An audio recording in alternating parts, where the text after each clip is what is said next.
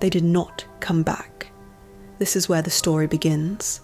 Not with the witch, not with the hut on chicken legs, not with the iron teeth or the fence of bones or the mortar cutting its silent path through the winter sky. It begins with the children, with the ones who were there in the morning and gone by evening, gone with no explanation that satisfied, gone in the way that things go, when something older and larger than the human world reaches into it and takes what it wants. It happened in the villages at the edge of the forest. It happened in Russia and Ukraine and Poland and Bulgaria and Serbia. In the communities of the ancient Slavic world, where the tree line was not a scenic boundary, but a genuine one. The place where the known world ended and something else began, something that had been there long before the first house was built, and the first fire was lit against the dark. The villagers pressed themselves together at that edge, the way living things press together against cold, and the children played in the fields between the houses and the trees, and sometimes, at dusk or after, one of them did not come back. The mothers called their names. This is the detail that survives everything. The simplification of the stories, the centuries of retelling, the long journey from the original terror into something dressed in the language of fairy tales and handed to children as a warning. The mothers calling names into a dark that did not answer. The specific silence that filled the space where a child's voice should have been. The morning that arrived without the person who had always been there to meet it. They needed a shape for this. Communities that lose children to the inexplicable, to the forest, to the cold, to the illness with no cause and the accident with no witness, need a shape for the losing. Need a way to speak about it that places it inside an order, rather than leaving it in the void where random and senseless things live. A void has no lesson in it. A void cannot be avoided, cannot be taught around, cannot be handed to the living children as a reason to stay close and come home before dark. She gave it a shape. She gave it teeth and a name and a hut on chicken legs at the boundary of the known world, and she gave the disappearances a logic. Not a comforting logic, not a logic that made the loss smaller, but a logic that made it legible. The forest took children who went too far. The forest took children who did not listen.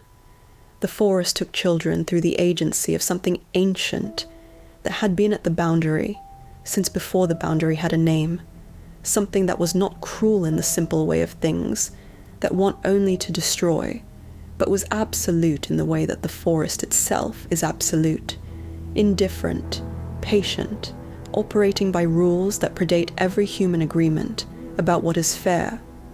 Before she was a story, she was an explanation. Before she was an explanation, she was a presence, felt at the tree. Lying on winter evenings when the light failed early, and the dark between the birch trunks was the particular dark of a place that has never been fully known, that has kept its own counsel, since before there were words for what keeping counsel means. The children did not come back. And in the silence where they should have been, in the space their absence carved into the mornings of the people who loved them, something very old settled in and made itself at home. It had always been there. It had simply finally been given a name. She is older than her name. This is the first thing to understand about her, and it is the thing most easily lost in the centuries of stories and illustrations and retellings that have accumulated around her, like sediment around a stone at the bottom of a river. The sediment is real. The sediment has its own history, but beneath it the stone is older than any of it, older than the river, older than the landscape the river moves through. Before she was Baba Yaga, she was something else.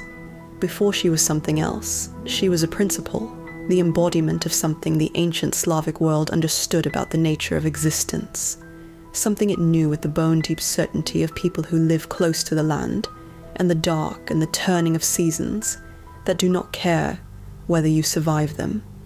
The world of the ancient Slavs was not the world Christianity would later build over it. In the centuries before, the new faith crossed into Eastern Europe. Before the year 988, when the Christianization of Kievan Rus began and the long work of overwriting what was already there commenced, the Slavic peoples lived inside a cosmological order that did not divide the world into good and evil so much as it divided it into known and unknown, into the human world and the world that preceded the human world and would outlast it. The les, the forest, was not metaphorically the boundary between those two worlds. It was literally that boundary. You walked into the village, and you were in the world of human order, fire and family, and the agreements that make community possible. You walked out of the village, and across the field, and into the trees, and you were somewhere else, somewhere governed by different rules, older rules, rules that had not been made for human convenience, and would not be adjusted to accommodate it.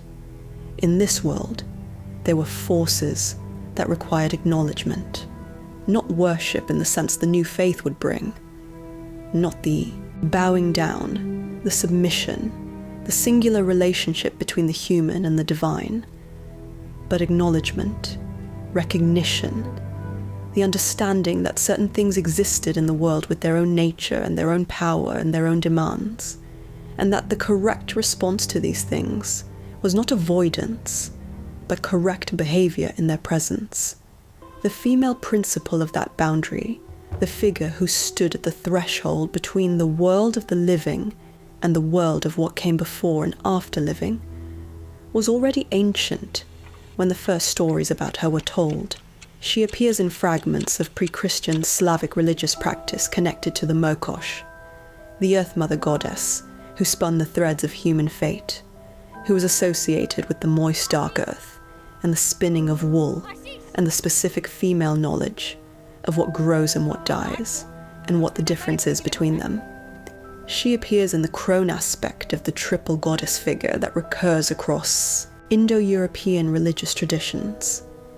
The maiden, the mother, the old woman who knows things the other two do not yet know, who has outlived the things that kill the others, who stands at the end of the cycle because someone must stand there, and she is the one old enough and strange enough and powerful enough to do it. She was, in other words, necessary, not comfortable, not benevolent in the simple way of a god who wishes you well, but necessary in the way that death is necessary, in the way that the boundary between the known world and the unknown world is necessary. Because a world without that boundary would have no inside, no safety, no definition. The thing that marks the edge of the safe world is also the thing that makes the safe world possible. Her name, when the name finally comes, carries this history in its sounds. Baba is the old woman. But Baba in the oldest Slavic usage carries more than age. It carries authority. It carries the specific weight of a woman who has outlived the things that define other women, who has passed through the stages of womanhood and come out the other side into something post-human, something that answers to different rules. Grandmothers were not sentimental figures in the old Slavic world. They were the keepers of knowledge, the holders of practice, the ones who remembered what the younger people had not yet learned. The word Baba said in the right register is not diminishing. It is a title. Yaga is less certain, and the uncertainty is itself informative. Scholars have connected it to words meaning illness, to words meaning horror, to words meaning to ride or to travel through the air, to words in related Slavic languages, carrying the sense of a serpent or a snake. None of these etymologies is definitive. All of them are suggestive of the same range of meaning, something that moves unnaturally, something that carries sickness, and the knowledge that goes with it, something serpentine in its connection to the earth and the dark. Baba Yaga, the old woman who rides through the air in a grinding instrument and knows the location of everything that lives and everything that dies. The grandmother of something older than grandmothers, She does not appear in the historical record suddenly. She is not invented. She surfaces. She becomes visible in the written record as the oral tradition that had always carried her begins to be collected and written down. But she was in the oral tradition, long before anyone wrote her down, moving through the stories of people who did not need to write her down because she was already known, already understood, already part of the framework through which the world was legible. And then Christianity came. The Christianization of the Slavic world was not a single event. It was a process, conducted over centuries, moving at different speeds in different regions, meeting different levels of resistance in different places, and proceeding as the Christianization of all pre-Christian worlds proceeded, through the systematic reclassification of what it found. What could be absorbed was absorbed. What could not be absorbed was reclassified as something that must be opposed, the figure who stands at the boundary between the living world and the dead world, who governs passage between states, who demands correct behavior rather than simple faith, who is as likely to help you as to destroy you, and whose preference depends entirely on how you approach her, is not a figure that Christianity could absorb. She does not fit the structure of the new cosmology. She is not good or evil in the terms the new faith required. She is older than that distinction and indifferent to it. So she was reclassified. The boundary keeper became the monster. The terrible necessary teacher became the predator. The figure you had to pass through on the way to anywhere worth going became the thing you were instructed to avoid, to fear without negotiation, to invoke as a warning, rather than approach as a threshold. This reclassification did not happen all at once, and it did not happen completely. She is too old and too embedded in the fabric of the culture that carries her to be erased cleanly. The church moved across Eastern Europe, and she moved with it, changed, reduced, simplified, stripped of her cosmological function, and handed to a new purpose. But she did not disappear. She went into the stories. She went into the warnings. She went into the thing mothers said to children at the edge of the field, when the light was failing, and the tree line was close, and the forest was doing what the forest had always done, which was exist, patient and enormous, and entirely indifferent to the schedules of the human world. Across Russian and Ukrainian and Polish and Bulgarian and Serbian and Czech folklore, she appears under different names and in slightly different forms, but always with the same essential nature: the iron teeth, the hut on chicken, legs, the mortar and the pestle, the demand for correct behavior, the gift for those who survive her, and the bones for those who do not. Her presence across this entire geographic range, across the languages and borders and centuries of separate development, is the evidence of her age. She is not a regional figure. She is a substrate, something that runs beneath the specific cultures that inherited her, the way groundwater runs beneath the specific landscapes it feeds. She was old before she was frightening. She was necessary before she was monstrous. And she was a cosmic principle, a keeper of the threshold, a figure of genuine and terrible significance. Before anyone decided that significance could be useful for keeping children inside after dark, the children came later. The children always come later, when something powerful needs to be made into something a village can use. But she remembers what she was before the using. She is always remembered. She is very old, and the old do not forget the things that happened before the world decided to explain them differently. You do not find her house.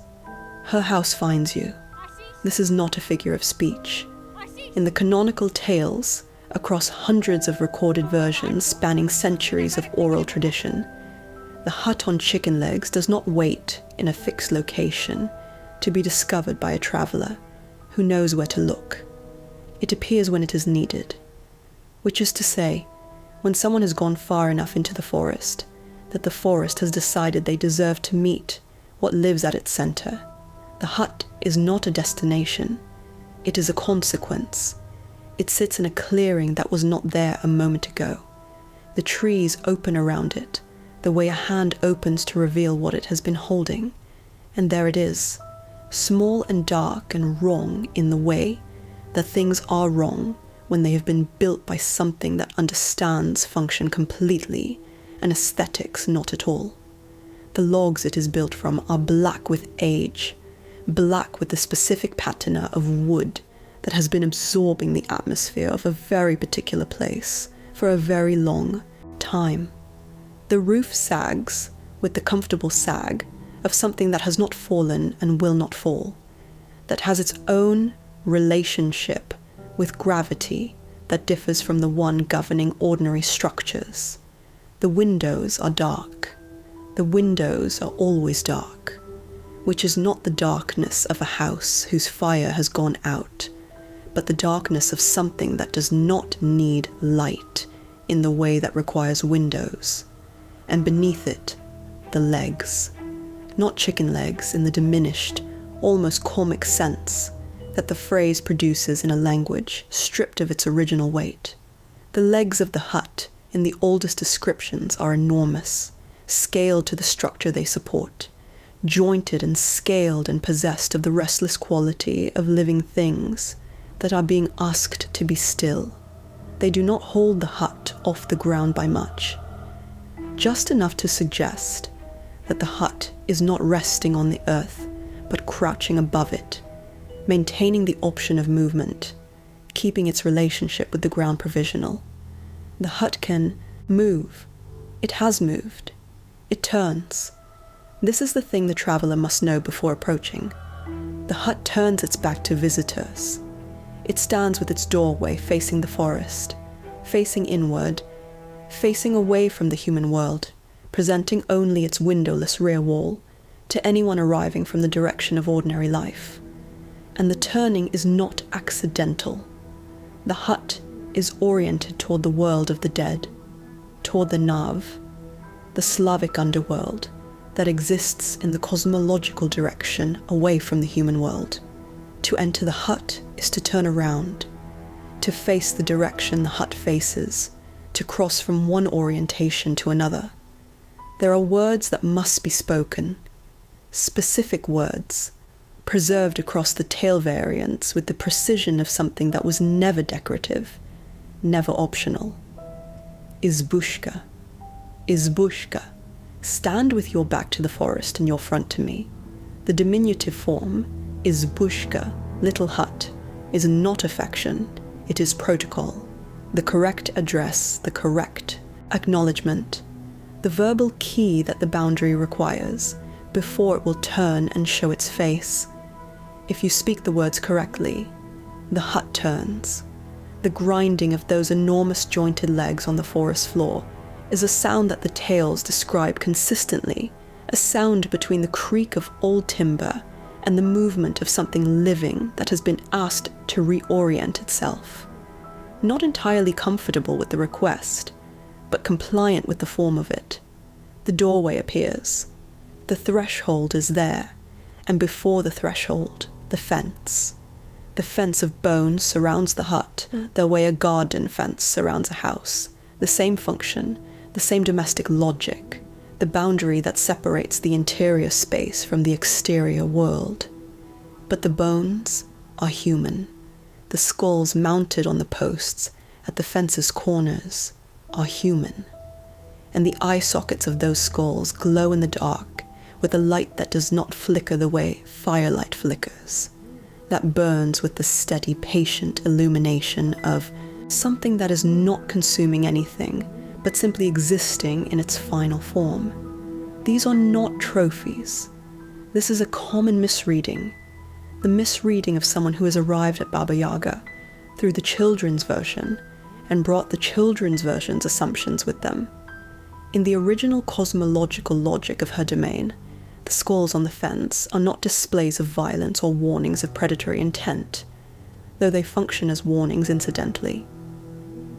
They are the remains of previous visitors who did not know the correct words, or did not perform the correct tasks, or arrived with the wrong kind of question, and paid the price that the boundary charges for wrong questions. They are a record. They are also, in several tale variants, described as functional, as the source of the magical fire that Vasilisa takes with her when she leaves the hut, the fire burning inside the skull that Baba Yaga gives to her to bring home. The bones are not waste. Nothing in her house is waste. She is the keeper of the threshold between the living and the dead are not discarded. They are incorporated, made useful, given the permanent employment of watching. This is the logic of her house, and the house expresses her logic in every detail. Her physical presence within the house is its own particular horror. Not the horror of something ugly, exactly, but the horror of something that does not fit. The descriptions across the canonical sources are consistent enough to suggest an original image that the oral tradition preserved with unusual fidelity. She lies stretched across the hut when she is resting, her body too large for the interior space, her nose touching the ceiling. That specific detail, the nose that reaches the ceiling, appearing in tale after tale as the first thing the visitor perceives upon entering, the sign that what they have walked into is scaled differently from any space they have inhabited before. Her legs, or her leg, the kostyanaya, noga, the bony leg, the leg of bone, is the signature attribute, the identifier that appears even in abbreviated references. One leg of living flesh and one of bone, the duality made anatomical, the boundary between the living and the dead, carried in her own body. Her teeth are iron. This is not metaphor and not hyperbole. The iron teeth appear consistently as a functional feature. She gnashes them. She uses them. They are part of the apparatus of what she does, rather than a descriptive flourish. Iron in the pre-Christian Slavic world was a complicated material, both protective and dangerous, both a tool of the human world and a thing that the spirit world found repellent. That her teeth are made of, it says something specific about her nature. She is armed with the human world's most powerful material, but she is also the thing that material is supposed to protect against. She contains the contradiction. She is both the weapon and what the weapon was made to ward off. She is spinning when she is not otherwise occupied. The spinning is constant, appears in more tale variants than almost any other detail of her domestic life, and is not incidental. The connection between the spinning of thread and the governing of fate is ancient and cross-cultural, but in the Slavic cosmological tradition, it is specific. The Makosh spun fate, the female divine principle, whose traces Baba Yaga carries in her oldest attributes, govern the thread of every human life, through the act of spinning. When Baba Yaga spins in her hut on chicken legs at the edge of the world of the dead, she is not performing a household task. She is doing what she has always done, what she was doing before the hut existed, before the forest existed, before there were human lives whose threads required spinning. She knows the length of every thread, because she is the one determining it. She does not need to look at you to know how much of you is left. She has 3 pairs of hands in certain older variants, though. This attribute is less consistent across the tale record than others, and may represent a regional variation or an older stratum of the tradition. The 3 pairs serve 3 functions: the hands that spin, the hands that weave, the hands that take, creation, continuation, conclusion. The full cycle embodied in 6 hands that move constantly, that have never been still since before the world had the shape it currently has. She travels in a mortar. She drives herself with a pestle. She sweeps her tracks from the sky behind her with a broom. The mortar is the detail that most frequently tips into absurdity in modern retellings, and most frequently tips there because the modern retelling has forgotten what a mortar is. A mortar is a grinding instrument. It reduces things to their components. It takes the complex form of the thing, the grain, the herb, the bone, and destroys that form in the service of releasing what the form was containing. She moves through the world in an instrument that takes things apart. She carries her mode of operation with her in her chosen vehicle, the way the function of a person can sometimes be read in the objects they choose to move through the world with. The pestle drives her forward.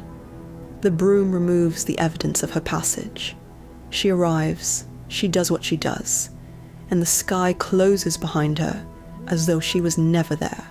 The forest that surrounds her hut is not a setting, it is an extension of her. Nothing moves in the less without her knowledge. Nothing lives in the forest long enough to die there without her awareness of both the living and the dying. The birds that bring her news, the specific detail, appearing across tale variants of her being informed by birds of things happening at distances no human sense could reach, are not her servants in the sense of creatures she has subdued and compelled. They tell her things because the forest is her body, and the birds move through it the way sensation moves through a body, carrying information from the periphery to the center.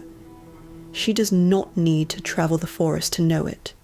She knows it the way you know the interior of your own hand. The hut sits at the precise boundary. Behind it, the forest continues into the country of the dead, into the Nav, into the place that human beings are not built to survive without a guide who knows the way and is willing under certain conditions to provide it. Ahead of it, the path that leads back to the human world, the path that exists because some visitors survive and return, carrying what they came for, changed in ways they will spend the rest of their human lives trying to account for. The clearing is silent. The skulls on the fence burn with their patient, sourceless light. The hut has turned its face toward you. And from inside, from somewhere in the enormous, impossible interior of the too small house, with its ceiling-high nose and its spinning that has never stopped, and its iron teeth and its bony leg and its 3 pairs of hands working at their 3 permanent tasks, comes the smell that reached you at the tree line, sweet and wrong and unmistakably aware of you. The door is open. It was always going to be open. You were always going to be standing here, at this threshold in this clearing that was not here a moment ago. The story was always going to bring you to this door. That is what stories built around real things do. They return you, again and again, to the place the real thing lives, until you are standing close enough to see it clearly. Step inside. The pattern is always the same. A child, an errand, or a game, or simply the particular restlessness of a summer afternoon when the village feels small and the field beyond it feels large, and the tree line at the edge of the field is closer than it usually seems. A moment of transgression, small, almost reasonable in the logic of a child's reasoning, a step too far, a stay too late, a turning toward the smell of something sweet on a winter wind that should have carried no sweetness. And then the absence, the village waking to one fewer child, the mother's voice calling a name into a morning that does not return it, the specific silence that fills the space where an answer should have been. This is how the stories begin, not with Baba Yaga, with the child. The scholars who have spent their lives in the archive of Slavic folk narrative, collecting, translating, cross-referencing the hundreds of tale variants that survive the centuries of oral transmission and eventual written preservation, note a pattern in the child-taking stories that is distinct from the pattern in other Baba Yaga tales. The adult heroes who seek her out, the Ivans, the warriors, the young men on impossible quests, go to her hut deliberately. They have been told she exists, and they go looking for her, driven by need or by instruction or by the specific recklessness of young men who have not yet accumulated enough experience to fully believe in their own mortality. The The children do not go looking. The children are taken, or more precisely, and the precision matters. The children go in without understanding what they are going into, drawn by something that the forest offers, and the village does not, arriving at the hut on chicken legs not as seekers, but as the sought. This distinction was not accidental in the original tradition.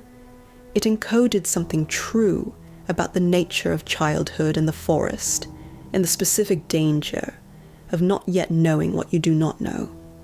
In medieval and early modern Slavic villages, in the communities of rural Russia and Ukraine and Poland and Bulgaria, across the span of the 10th through the 18th centuries, children died in numbers that the modern world finds difficult to hold in its imagination. They died of the cold. They died of illness whose cause was invisible and whose progression was swift, and whose outcome was very frequently the small body under the ground and the hollow in the family that the body had occupied. They died of accidents in the places where accidents happen to children who have been given more freedom than safety: the river, the well, the forest. The forest most of all.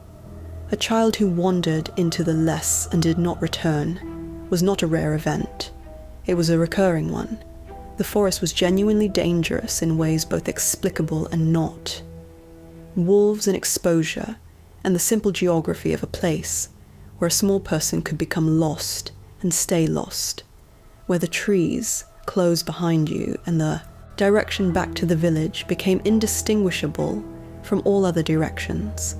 Children went in and did not come back, and the community needed a way to speak about this, that gave it a shape, that made it part of an order, rather than simply a random event in a universe that did not care about the particular child who was missing. Baba Yaga gave it a shape. She took them, not randomly, not without reason. She took children who had done something that warranted taking, who had gone where they should not have gone, who had broken a rule or ignored a warning or let their curiosity carry them past the point where curiosity was safe. The taking was not senseless. It was consequential. It was the forest enforcing through her agency the rules that the village had always known governed the boundary between the safe world and the world beyond it. This gave parents something to tell the living children. Stay close. Do not go in. Do not speak to strangers at the tree line. Do not follow the smell of sweetness in the winter dark. The children who were taken for reasons, and the reasons were avoidable, and the avoiding of them was in your hands. In the hands of every child who sat by the fire in the evening and listened to the story being told and understood, in the cellular, pre-conscious way of children who are genuinely frightened, that the story was about them. It was a brutal mercy, but it was a mercy. The most complete and most studied of the child-taking tales is the story of Vasilisa the Beautiful, preserved in the Afanasiev collection, in the variant that has become the primary canonical source, and traced across dozens of regional variations, with consistent essential elements. Vasilisa is young, a child, or on the edge of childhood's end, and she is sent to Baba Yaga's hut by her stepmother to fetch fire. The sending is a death sentence dressed as an errand. The stepmother knows what lies at the end of the road through the forest. She is sending Vasilisa because she expects the girl not to return. Vasilisa survives, but the survival is the most important part of the story, and it is important precisely because it is not guaranteed, not obvious, and not free. She survives because she has a doll. A small wooden doll her dying mother gave her with instructions to feed it and consult it and listen to what it says. The doll is her mother's love, made material and portable, the blessing of the dead, carried by the living, the protection that comes from being genuinely loved by someone who has already crossed the boundary, Baba Yaga guards. She survives because she does not ask too many questions. She survives because she works without complaint, completing the impossible tasks, the sorting of grain from grit by dawn, the cleaning of the hut, the tending of the horses, that Baba Yaga sets her each night. She survives because she is, in the specific moral vocabulary of the tale, good in the ways the tale considers, relevant, obedient, diligent, not corrupted by vanity or laziness or the wrong kind of curiosity. What she does not survive is the experience of being unchanged. Vasilisa returns from Baba Yaga's hut with the skull of fire that she was sent to fetch, and she returns to her stepmother's house, and the skull burns the stepmother and her daughters to ash.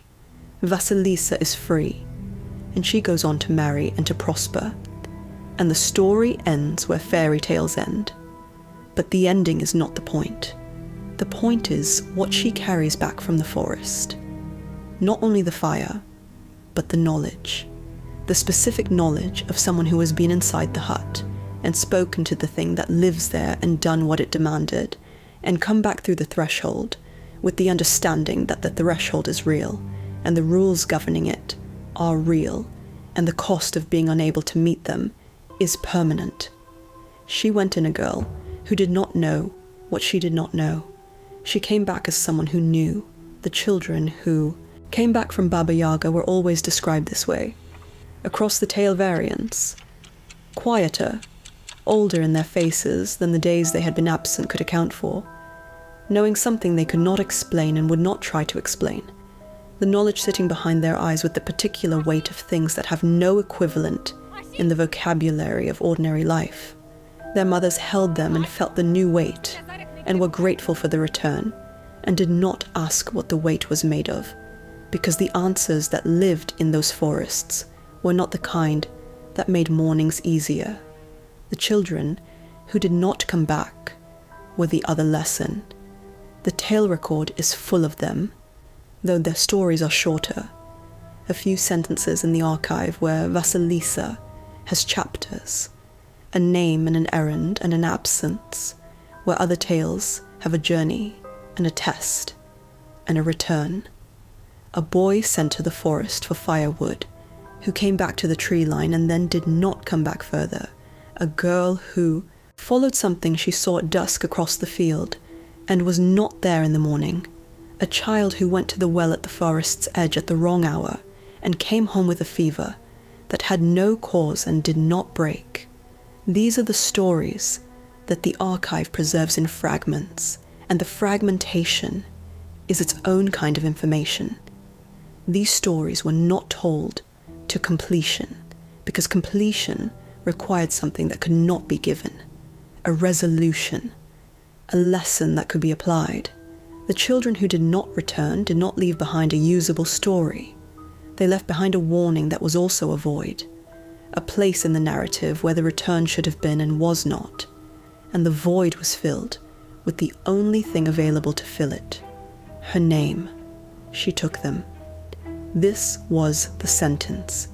This was the shape given to the shapeless, to the fever with no cause, to the absence with no explanation, to the small body found at the forest's edge in the spring, when the snow pulled back and showed what the winter had kept.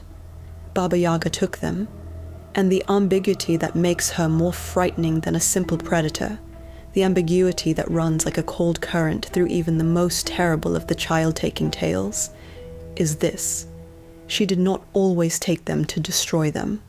Sometimes she took them to test them.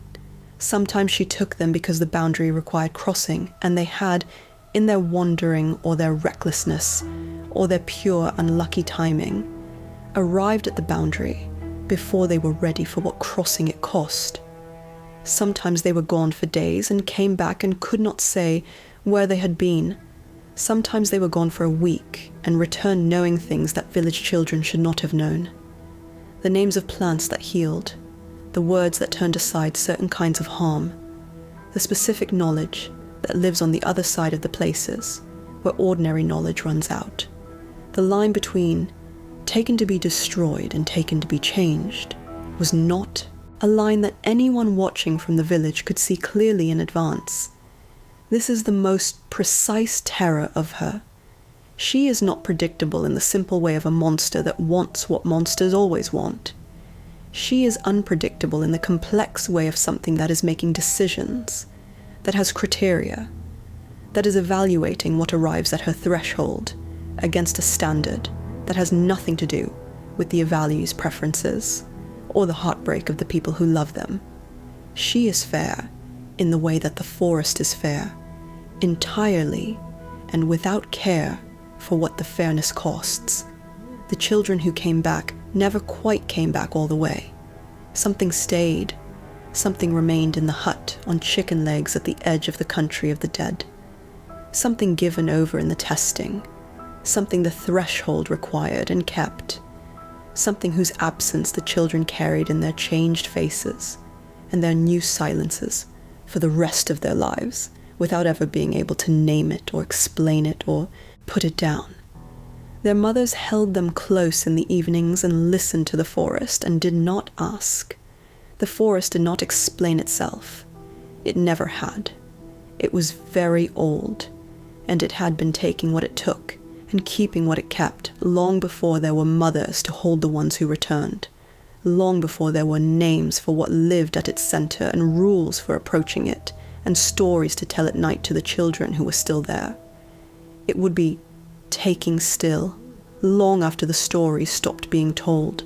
She feeds you first. This is the detail that does not survive the journey into the children's version, the detail that falls away when the story is simplified into something a frightened child can hold without being destroyed by it. In the canonical tales, in the variants that preserve the older stratum of the tradition, the versions that were told to adults before they were told to anyone younger, every visitor to the hut on chicken legs is fed before anything else happens, bathed if they have been traveling, given a place to sleep if they are tired. The ancient laws of Slavic hospitality, the gostoprimstvo that govern the obligations of a host to a guest with the force of something sacred and unbreakable, are observed in Baba Yaga's hut with a precision that the households of ordinary, living people do not always manage. She is a perfect host. She is also the most dangerous thing you have ever been a guest of. These two facts exist simultaneously in her house, without contradiction, because her house operates on a logic that is older than the logic that says danger and hospitality cannot occupy the same space. The hospitality is not a trick. This is essential and almost always misunderstood by those who arrive at her story through the children's version, which has taught them to read every kindness offered by a threatening figure as a prelude to betrayal. The bath is a real bath. The meal is real food. The bed is a real bed. She is not softening you for consumption the way a predator might. She is fulfilling an obligation that the boundary imposes on its keeper. The obligation to receive what arrives correctly, to give it what it needs, to allow it to become ready for what comes next. What comes next is the question. She asks it before she does anything else, before she tasks you, before she threatens you, before she evaluates what kind of visitor you are and what kind of response you deserve. The question is the same across the tale, across variants, preserved with the consistency of a ritual formula. Did you come of your own free will, or were you sent? This is not small talk. This is not the polite inquiry of a host establishing the context of a visit. This is the question on which everything that follows depends. The question that the boundary requires be answered honestly before it can proceed. The question that distinguishes between two entirely different kinds of crossing and two entirely different sets of consequences. The one who came of their own free will has made a choice. The choice carries its own weight, its own validity, its own implicit acknowledgement that the person asking it knows what they are doing and has accepted, in the asking, the terms that knowing what you are doing imposes. The one who was sent is in a more complicated position. They are here through someone else's will, someone else's need, and the boundary must establish this before it can determine what to do with them. Vasilisa, sent by her stepmother, answers honestly. Baba Yaga receives the answer and proceeds accordingly. The honesty is not irrelevant. The boundary can tell the difference between an honest answer and a false one, and the consequences of dishonesty in her house are not recoverable. She does not attack without cause.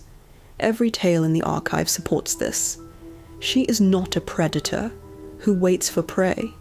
She is a gatekeeper who waits for petitioners, and the distinction governs everything about how her house operates. The cause when she acts with violence is always traceable to something the visitor did. A wrong answer, a rudeness, an attempt to take what was not given, an asking of questions whose number exceeded what is permitted. She says this directly in several tale variants, in a line that the oral tradition preserved with the specificity of a formula. Too much knowing ages you quickly. Not ignorance as a virtue. She is not recommending the incuriosity of someone who does not want to understand the world. She is marking a boundary within the asking of questions itself, distinguishing between the questions that are appropriate to the space and the questions that are an attempt to take more than the crossing entitles you to. Knowledge in her house has a price. The price is set before you arrive. Attempting to acquire knowledge beyond what you have paid for is not clever. It is the specific mistake that the fence of bones represents in aggregate. The tasks she sets are the price made concrete. Vasilisa must sort an enormous quantity of grain from grit, separating them completely by dawn. She must clean the hut. She must tend the horses. She must complete in a single night the work that would occupy a household for a week. And she must complete it without complaint, without asking for explanation, without negotiating the terms. The tasks are impossible by ordinary human measure, and the oral tradition is straightforward about this. They are impossible without help, and the help available to Vasilisa is her mother's doll, her mother's love made portable, the blessing of someone who has already crossed the threshold Baba Yaga guards, and can therefore extend a hand back across it. The impossibility is not cruelty, it is calibration. The tasks are scaled to reveal what the petitioner is made of, not their physical strength, not their cleverness in the narrow sense, but their capacity for sustained, uncomplaining effort in the service of a demand that will not explain itself. This is what the crossing requires, not heroism, not brilliance, the specific, unglamorous virtue of someone who does what is asked without requiring it to make the kind of sense that fits inside ordinary life. She gives to those who survive with the same absoluteness that she takes from those who do not. The skull of fire that Vasilisa carries home, the skull from the fence, its eye sockets burning with the light of what it once was, is not a small gift. It is power, carried in the remains of someone who failed the test that Vasilisa passed, the magical objects that appear in other tales, the horse that moves faster than thought, the towel that becomes a river, the comb that becomes a forest, come from her hands with the same unconditional completeness. She does not give partially. She does not give provisionally. What she gives is fully given, with all its power intact, with no diminishment and no strings attached beyond the strings that were there at the beginning and have already been met. This is because she is not in the business of relationships. She does not want your gratitude. She does not want your continued presence. The transaction is complete when the tasks are complete and the gift is given and you leave. You are expected to leave. You are expected to take what you came for and go back through the threshold and not return. Not because your presence is unwelcome exactly, but because her house is not a place where the living are meant to linger. It is a place they are meant to pass through. She is connected, in the deeper architecture of Slavic cosmology, to Koschei the deathless, the male figure of death and its refusal, the ancient immortal whose own death is hidden inside an egg, inside a duck, inside a hare, inside a chest, buried under an oak tree on an island surrounded by ocean. The connection is not romantic and not familial in any simple sense. It is structural. She knows where Koschei's death is hidden because she knows where everything is hidden.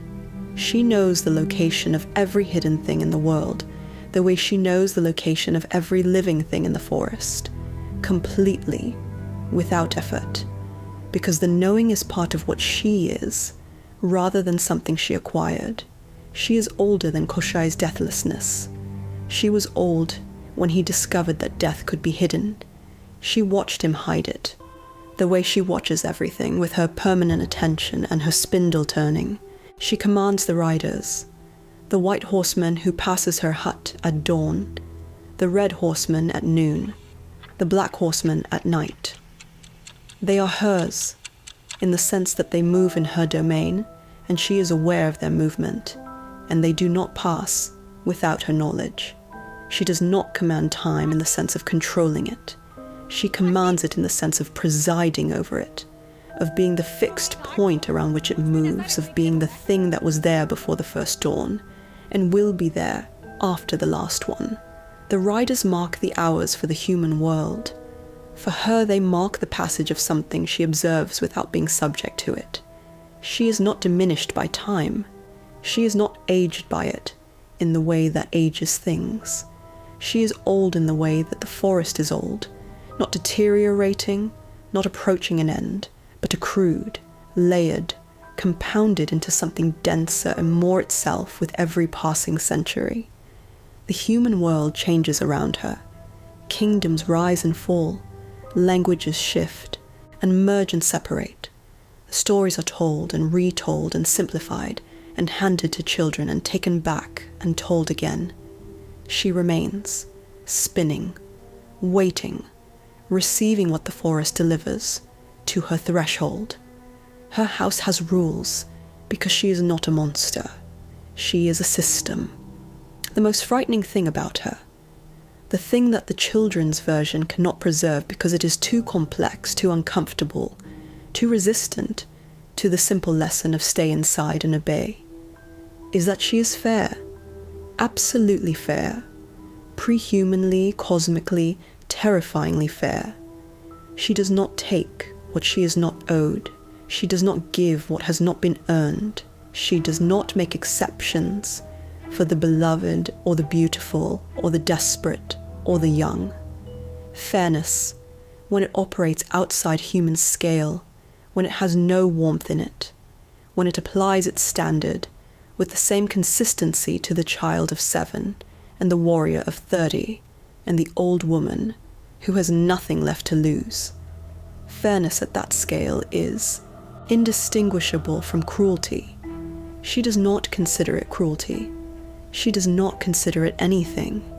It is simply how her house works, how it has always worked, how it was working before the first human being arrived at her threshold and will be working after the last one. The door is still open. The fire in the skull still burns. The spindle turns without stopping in her 3 pairs of hands. She is waiting to see what you do next. Consider what was lost in the translation, not the content. The iron teeth survived. The hut on chicken legs survived. The fence of bones and the mortar and the pestle and the skull with fire in its eye sockets all survived the journey from the world of adults into the world of children's bedtime stories. The furniture of her terror transferred intact. What did not transfer was the meaning of the furniture. What did not transfer was the reason she existed, the function she served, the specific and irreplaceable work she was doing in the imagination of the people who built her, before she was handed to an audience too young to understand what they were being given. She was not built for bedtime. She was built for the threshold of adulthood, for the specific and terrifying moment when a young person stands at the edge of the life they have been living and understands, for the first time, with the full weight of understanding that crossing into the life ahead requires something from them that childhood did not. She was built for initiation, and initiation is not a children's story. It is the story told to people who are old enough to pay what the story costs. The structure of the classical Baba Yaga tale is not a fairy tale structure. Read it without the assumption that it is a fairy tale. Read it the way you read something whose genre you have not yet decided. And what you find is the structure of every genuine initiation narrative in every culture that has produced them. The hero leaves the known world. This is always the first movement, the departure from what is familiar, what is safe, what is legible in the terms the hero has been given. They cross into the forest, which is the threshold, which is the place where the rules of the known world do not apply, and something older and more demanding takes over. They encounter the terrible teacher. They perform the tasks that the terrible teacher demands.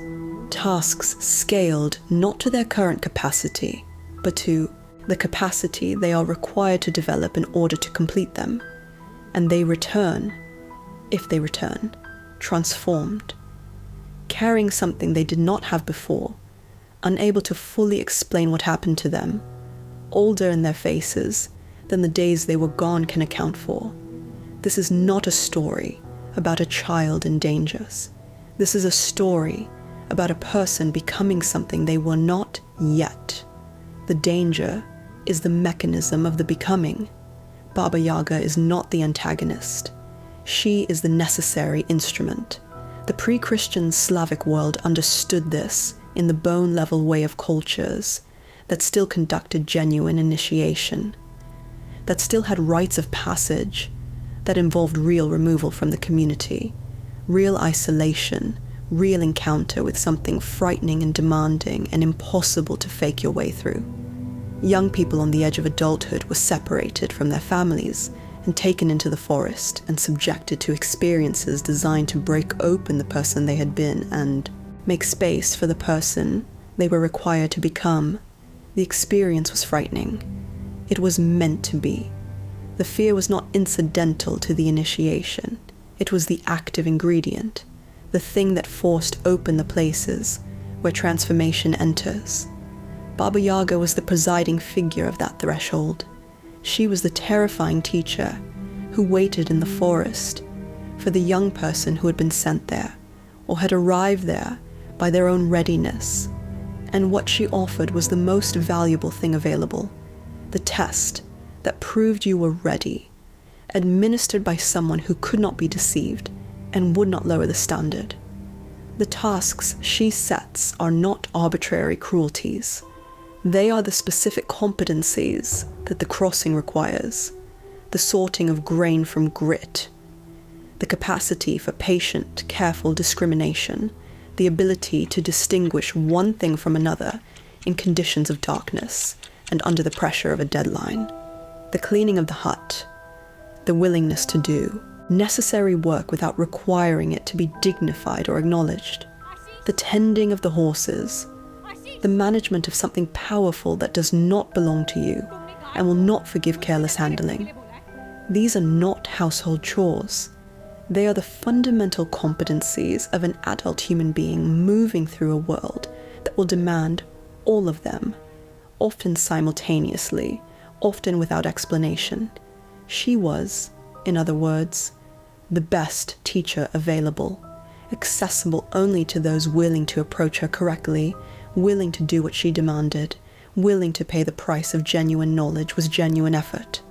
The most dangerous teacher, the teacher whose classroom had no second chances, whose grading system was absolute, who failed her students permanently and without apology. But a teacher, Then Christianity arrived, and the old initiation structures were not absorbed. They were dismantled.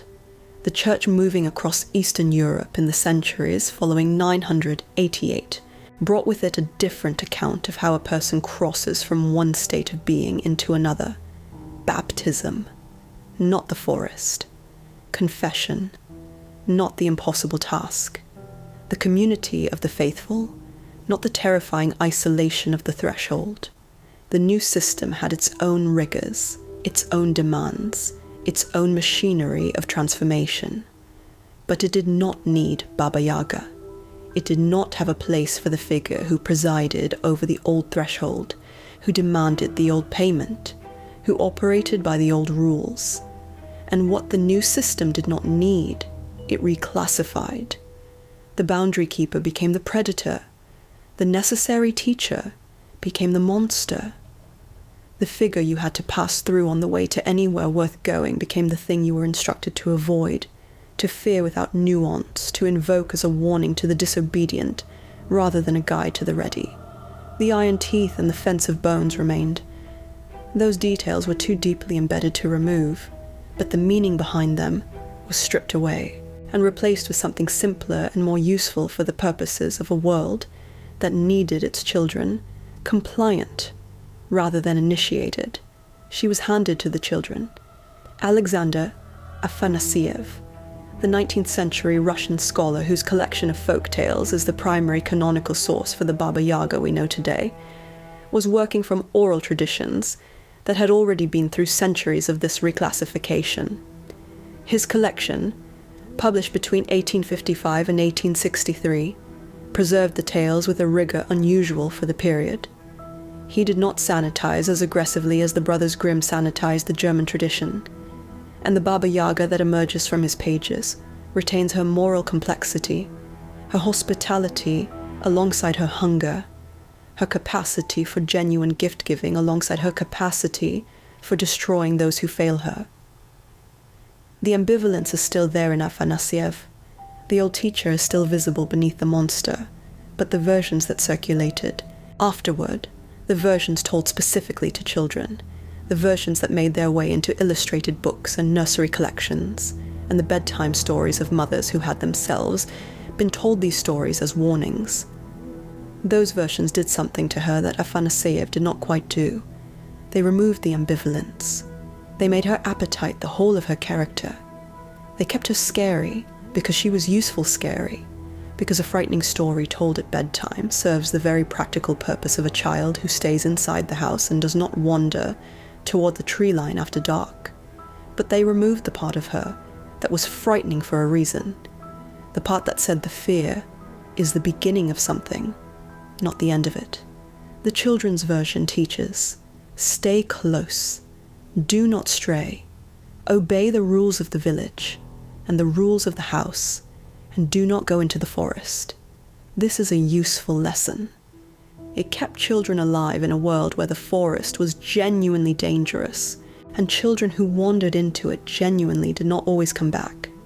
But the original version taught something that could not be preserved in the children's version without undermining its entire purpose.